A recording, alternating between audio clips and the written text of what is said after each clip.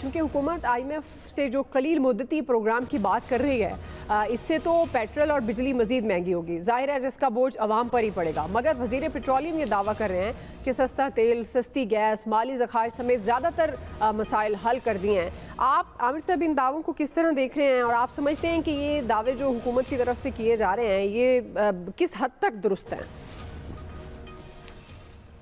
دیکھیں، ظاہر ہے مصدق ملک صاحب کو کہنے سے تو کوئی نہیں روک سکتا نا کہ وہ جو مرضی پھیل دیں، اس پہ کیا ہے، باتیں کرنے میں کوئی مسئلہ تو نہیں ہے۔ یہی وزیر موصوف تھے جو پہلے کہتے تھے کہ جب تیل آئے گا تو کوئی سستا نہیں ہوگا جو روس سے آنا ہے، اور جب نزدیک کے ٹائم آئے تو انہوں نے کہا سستا بھی ہوگا، اور پھر سستا بھی نہیں ہوا۔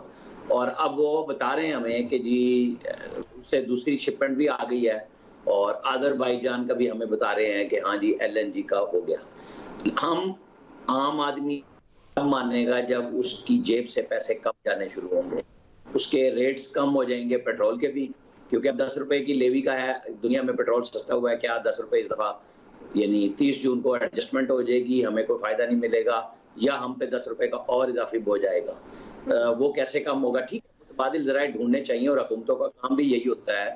یہ جو بانڈڈ اسٹوریج کی بات ہے بالکل ایک قابل عمل فارمولہ ہے کہ پاکستان کے اندر جو اب ہم جیسے LCs کا میں ایشو ہوتا ہے کہ کھلے گی، پھر 1.5 مہینے کے بعد آئے، اب جو تاجر ہے اسے پتہ ہے کہ چاہے وہ انٹرنیشنل آئل کا ٹریڈر ہے، اسے پتہ ہے پاکستان کو مہینے کی اتنی ضرورت ہے، تو وہ پھر ایک تھوڑا سا مقابلہ بھی ہو سکتا ہے کہ آپ انٹرنیشنلی لا کے یہاں پہ ٹریڈرز کو کھڑا کر دیں، وہ اپنے جہاز شپ لے کے آئیں گے، اور سٹوریج تو وقت کے ساتھ ساتھ بڑھتی بھی چلی جائے گی، لیکن وقت بچ جائے گا۔ ایک تو جب ضرورت ہے آئل اویلیبل ہوگا، اور یہ سب سے بڑی بات وہ ہے جو لوکل کرنسی میں اگر آپ کی ادائیگی کے معاملات طے ہو جاتے ہیں تو سب سے بڑا ہمارا خرچہ ہی مہینے کا آئل کی جو امپورٹ ہے اس کے اوپر اخراجات ہیں۔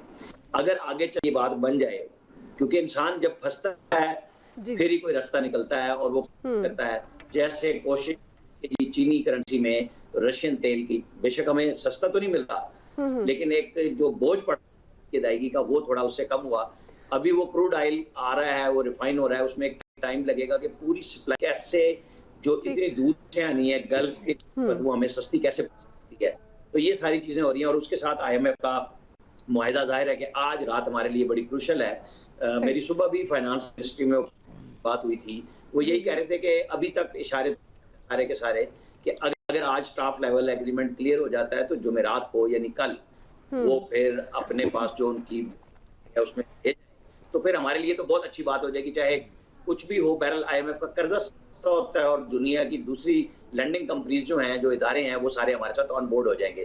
کوشش ہے گورنمنٹ کی، پھنس ہم گئے ہیں، کلاس ہم پہ بے شک زیادہ بوجھ آیا ہے، چلیں دیکھ لیں، 2 دن ہیں، ہمیں برداشت بھی کرنا ہے اور پاس بھی کرنا ہے۔ صحیح ہے جی۔ نوید صاحب، آپ اس سچویشن کو کس طرح سے دیکھ رہے ہیں؟ اب IMF کے ساتھ 48 گھنٹے امپورٹنٹ ہے، جس طرح عامر صاحب بھی کہہ رہے ہیں، ظاہر ہے اب عوام پر تو پہلے ہی بہت زیادہ بوجھ ہے۔ آپ کو لگتا ہے کہ IMF کی بحالی اگر ہوتی ہے تو اس سے کیا عام آدمی کو ریلیف ملے گا؟ اور یہ جس طرح میں نے ذکر کیا وزیر پیٹرولیم دعویٰ کر رہے ہیں، اس کے حقائق تو کچھ اور نظر آتے ہیں، لیکن آپ کو لگتا ہے کہ حکومت کے یہ دعوے درست ہیں؟ آپ سمجھتے ہیں؟ اچھا دیکھیں، دعا سب سے پہلے تو اس چیز کو میرے خیال میں کلیریفائی کرنے کی ضرورت ہے کہ یہ IMF پروگرام کی بحالی نہیں ہے۔ یہ جو 23واں IMF کا پروگرام ہے یہ انسکسیسفلی ختم ہو گیا ہے۔ اس میں جو ہے اب نئی جو بات ہو رہی ہے وہ سٹینڈ بائی ایگریمنٹ کی بات ہو رہی ہے، اور سٹینڈ بائی ایگریمنٹ یہ جو ہے یہ شارٹ ٹرم ایک ایگریمنٹ ہوگا جو جس کی مدت جو ہے وہ 6 ماہ سے لے کے 9 ماہ تک یا 1 سال تک ہو سکتی ہے۔ اچھا، اس کے تحت ہمیں کیا کوئی نئے پیسے ملیں گے؟ نئے پیسے نہیں ملیں گے، بلکہ وہی جو پچھلا ایگریمنٹ ہے اس ایگریمنٹ کے جو $2.5 بلین ہمیں ملنے تھے وہ ہمیں ملیں گے اس نئے شارٹ ٹرم ایگریمنٹ کے تحت۔ اچھا، اچھی بات یہ ہے کہ جو ہماری آنے والی جو کیئر ٹیکر گورنمنٹ ہوگی اس کو ایک بریدر مل جائے گا، اس کو ایک فزیکل سپیس مل جائے گی اس کو، اور پھر نئی جو گورنمنٹ بنے گی الیکشن کے بعد وہ ایک نیا ایگریمنٹ جو ہے وہ IMF کے ساتھ کر لے گی۔ اچھا، اب یہاں پہ بات یہ آ جاتی ہے کہ کیا IMF ہمارے مسائل کا حل ہے؟ اس سے اب میرے خیال میں پاکستان جو ہے وہ IMF کا سب سے زیادہ لائل کسٹمر ہے۔ اب تک ہم کوئی 23 پروگرام لے چکے ہیں۔ ہم سے دوسرے نمبر پہ ارجنٹینا ہے جو کہ دیوالیہ ہو چکا تھا.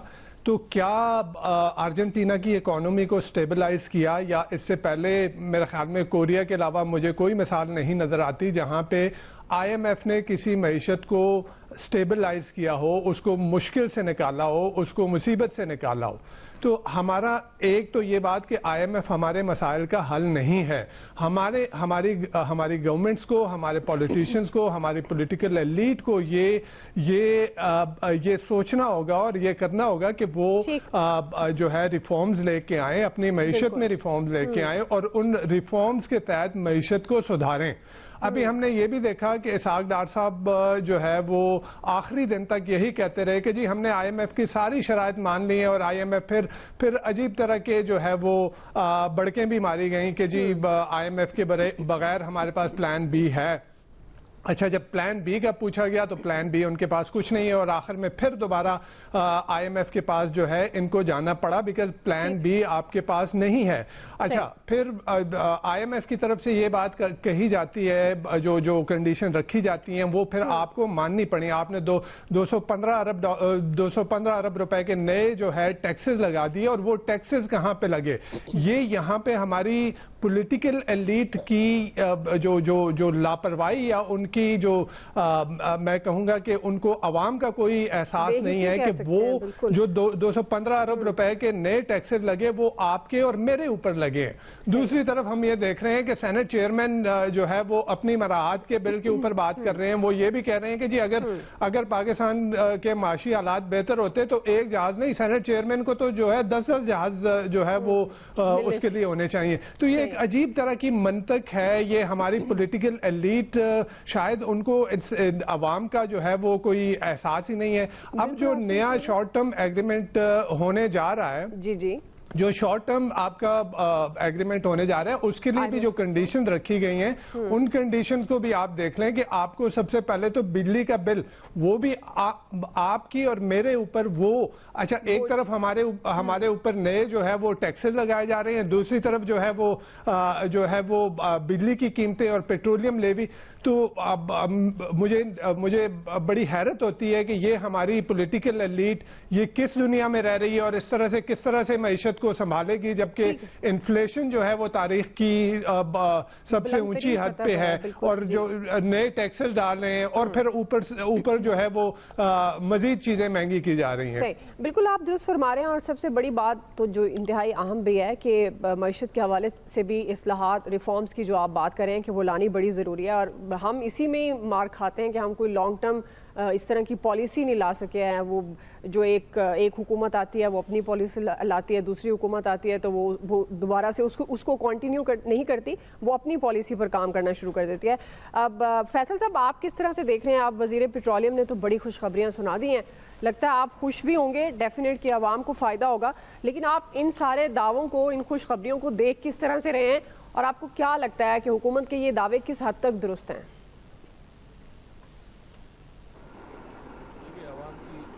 زندگی بھی حیران ہو گئی اور آئی ایم ایف کا جو ہے وہ اعتبار بھی حاصل نہیں ہو سکا.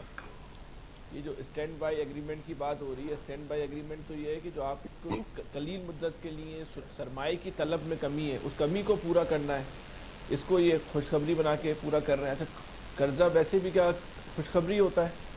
اس قوم کی آپ بدنصیبی دیکھیں کہ اس قوم کی جو خوشخبریاں ہیں وہ قرضہ, زکوٰۃ و خیرات ہے. یہ اس قوم کی نصیب میں کیا لکھا گیا ہے؟ ہم یہ سمجھتے ہیں نا کہ اس قوم کو قرضہ ملے گا, فائدہ ہوگا. قوم کے لیے قرضہ نہیں لیا تھا, یہ حکمران طبقے نے دوران حکمرانی جو عیاشی کرنی ہوتی ہے نا, یہ اس کے لیے پیسے لیتے ہیں, اور اس کے بدلے میں جو قیمت چکانی ہوتی ہے وہ ہم 25 کروڑ کیڑے مکوڑے چکاتے ہیں. آپ ظلم دیکھیں کہ دنیا میں جو پرائیویٹ پبلک پارٹنرشپ پہ جو ایگریمنٹ ہوتے ہیں, بی او ٹی پہ ایگریمنٹ ہوتے ہیں, یا جو غیر ملکی سرمایہ کاری ہوتی ہے, انویسٹمنٹ ہوتی ہے کسی پوری دنیا میں, ایک روایت ہے, ایک سسٹم ہے کہ 20% کے اوپر فیزیبلٹیاں بنائی جاتی ہیں.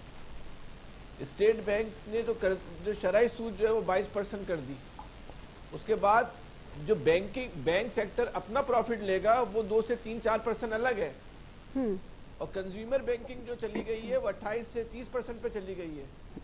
کون قرضہ لے گا, کون سرمایہ کاری اس ملک میں لوکل سرمایہ کاری یا صنعتیں لگائے گا یا کاروبار کرے گا, کس فیزیبلٹی کی بنیاد پہ کرے گا؟ یہ اتنے ماہر چیمپئن ہیں, یہ جو مانیٹری پالیسی بناتے ہیں, بھائی بولو تو ایک فیزیبلٹی تو بنا کے دکھاؤ اس قرضے کی بنیاد پہ کسی ایک کاروبار کی. یہ جو لوگ قرضہ لیتے ہیں کہ کوئی کسی کو اپنی بیٹی کی شادی کے جہیز کے لیے قرضہ نہیں لینا ہوتا, یہ تو سرمایہ کاری کے لیے, انویسٹمنٹ کے لیے, صنعتیں لگانے کے لیے لیتے ہیں. تو یہ بولے کوئی اسٹیٹ بینک کا جو کوئی چیمپئن آئے اور کوئی فیزیبلٹی بنا کے دکھائے کہ 22% قرضہ لینے کے بعد کون سا دنیا میں کاروبار ہو سکتا ہے. پرویز مشرف کے دور میں ایک بڑا اچھا کام ہوا تھا, اگر ان لوگوں کو چڑ ختم ہو جائے نا سچ سے, تو اس ملک کے بہت سارے مسائل حل ہو جائیں. انہوں نے کنزیومر بینکنگ کی جو شرح سود تھی نا وہ کم کر دی.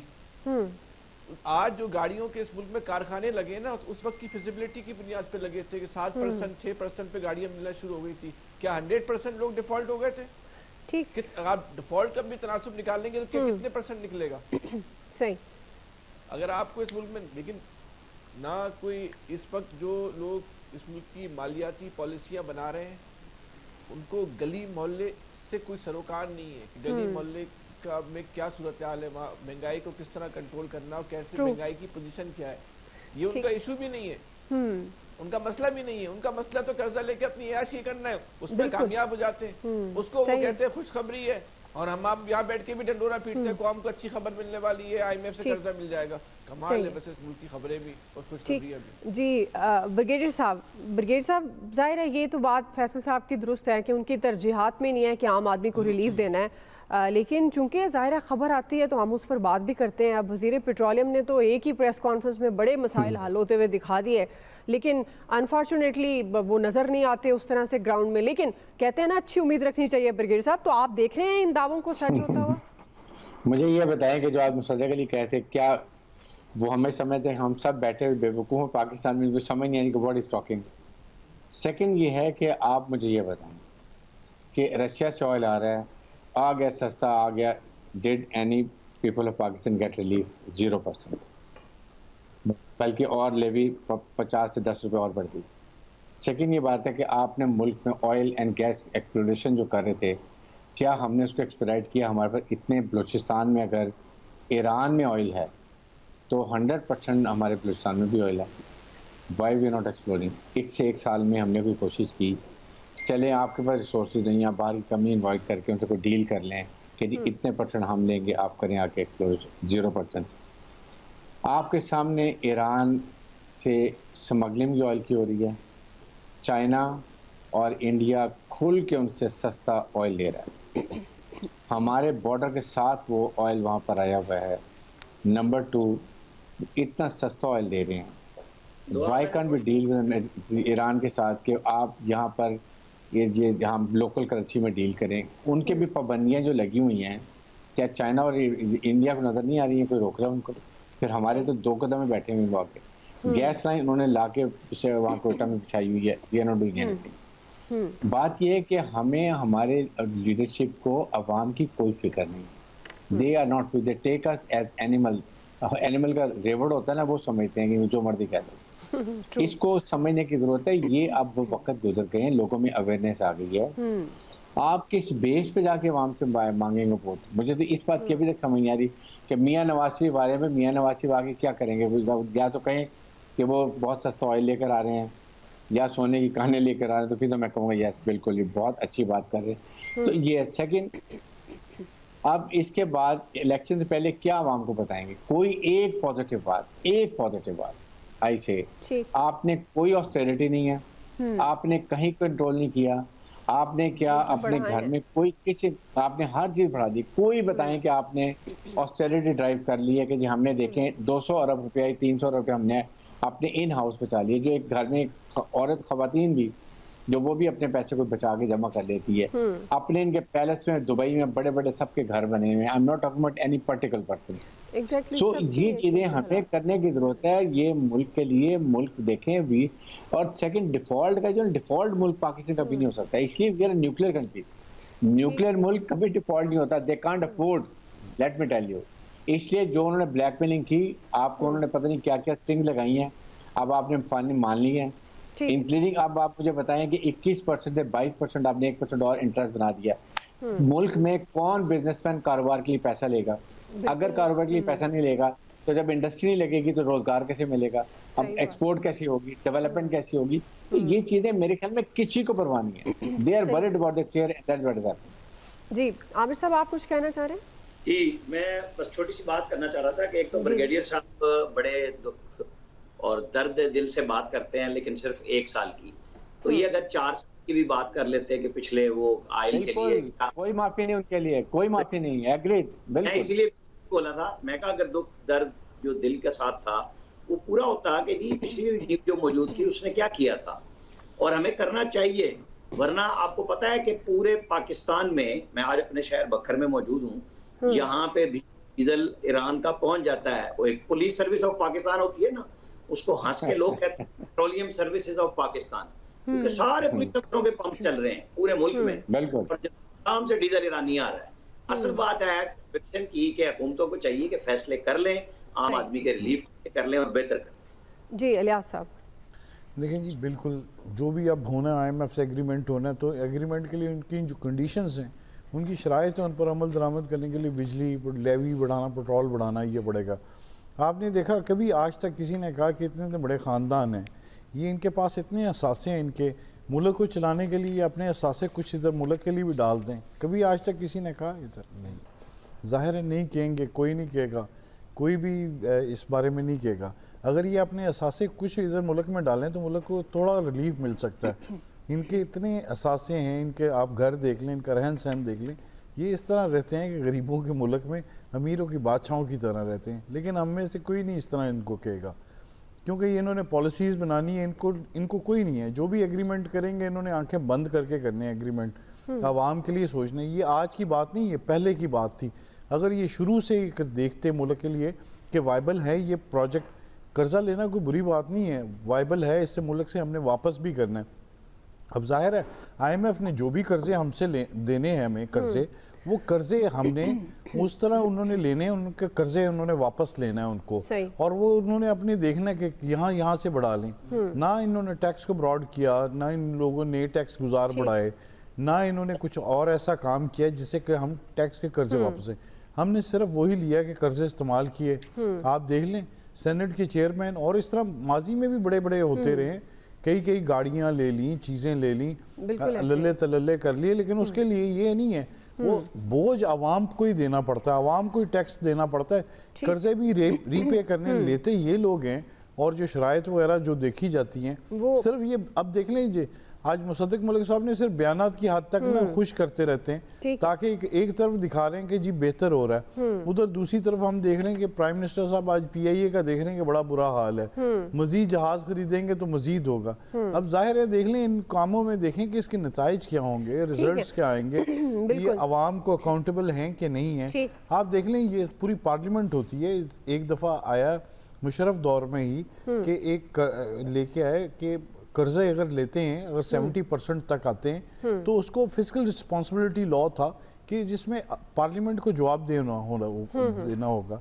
लेकिन ऐसे कानून कहाँ बनते हैं, कौन रिस्पॉन्सिबल होता है? तो ये वो सारी वो ये सूरत हाल है कि ये कर्जे अभी ले लेंगे, अपना वक्त गुजार लेंगे ताकि इलेक्शन ठीक इनके गुजर सकें किसी तरीके। अब ये है, इनको पता है कि हम इस तरह की जो पोर्ट्रेट करेंगे, इस तरह का पेंट करेंगे कि आवाम को कैनवस पर अच्छा लगेगा, जाहिर है इनको वोट देने के लिए रजामंद हो जाएंगे।